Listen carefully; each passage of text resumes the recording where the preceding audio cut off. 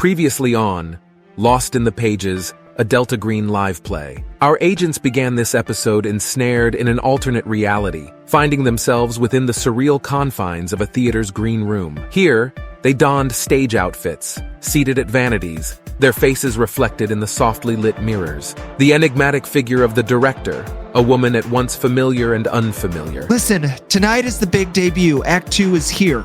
It's now, and I need you for more than ever. Prompting each agent to give a monologue.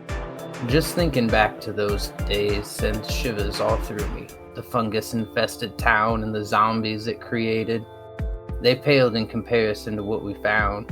What Agent Vincent found, to be more correct, was part of a play. A play here, but not here. Mysterious circumstances during some fire at a weird apartment complex in New York. That same day, the infamous Don Gugliani and some of his goons came to kill my mother. Apparently my dad had been working for him and did something to piss him off. We all stumble through the corridors of our obsessions, ensnared in a never-ending play orchestrated by malevolent forces. My burden, the McAllister building, Abigail Wright, and the malign darkness that bled into our lives. They were but pawns in a grand theater, directed by demons from the depths of hell. Their laughter echoes through the halls of my mind, mocking any glimmer of hope that dares to persist. Can you imagine not knowing if worries that you have are grounded in reality or if you're losing your fucking mind? What is reality anymore anyway? That's what life is like after Operation Alice. The experience shatters something inside of me. I teeter on the edge of paranoia and utter disbelief. Every day is a struggle. My dreams, no, nightmares, are filled with my twin brother Manny disappearing over and over again. My sister, my lifeline, her murder running through. I can't escape it. These narratives provided deeply personal insights into their emotional states and an intimate account of the events that transpired since the mind-bending ordeal of Operation Alice. In a disorienting shift, reality snapped back into focus as the agents found themselves holding invitations to a birthday party for a Richard Ziloni at the Gateway Bridges restaurant. You look at the footage and it gets a little clippy as something pulls up, like it starts to flicker. It's hard to see the figure that comes, but you look, and as it's moving, it looks like its feet are almost hanging off the floor, as if it's maybe floating or like gently moving on its toes. And it comes and drops the envelope and bangs its hand against the door and floats away down the hall.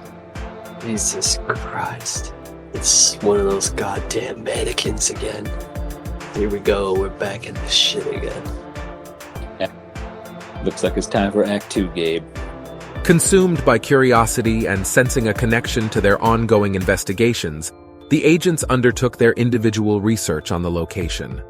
I spent an hour last night on my computer not knowing how to open the internet.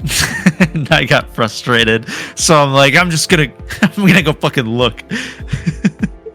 As fate would have it, they found themselves at the restaurant simultaneously, each masquerading as regular patrons.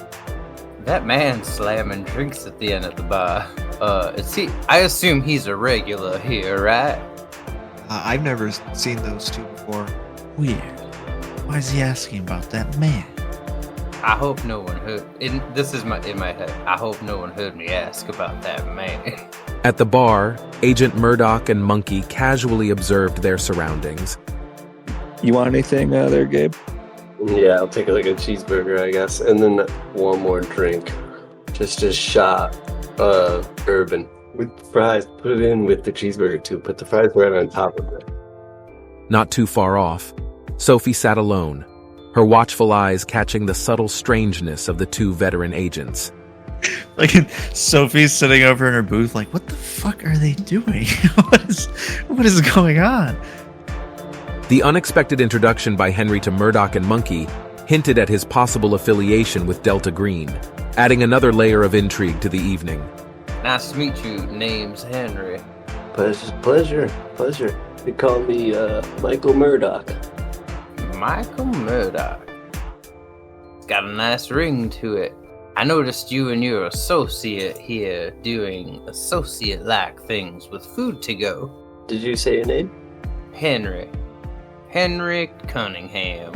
I got this just random invite to come here in a few days from now. And I guess I was kind of scoping the place out.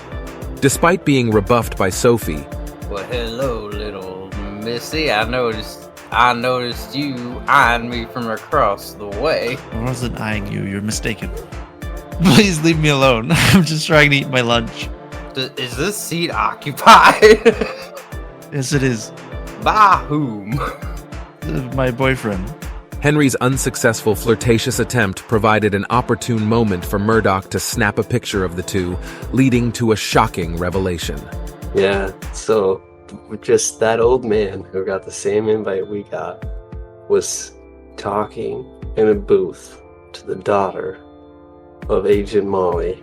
There's no way that they're not connected. The passage of days led the agents to reconvene, drawn together by unseen forces to the Gateway Bridges restaurant's party room.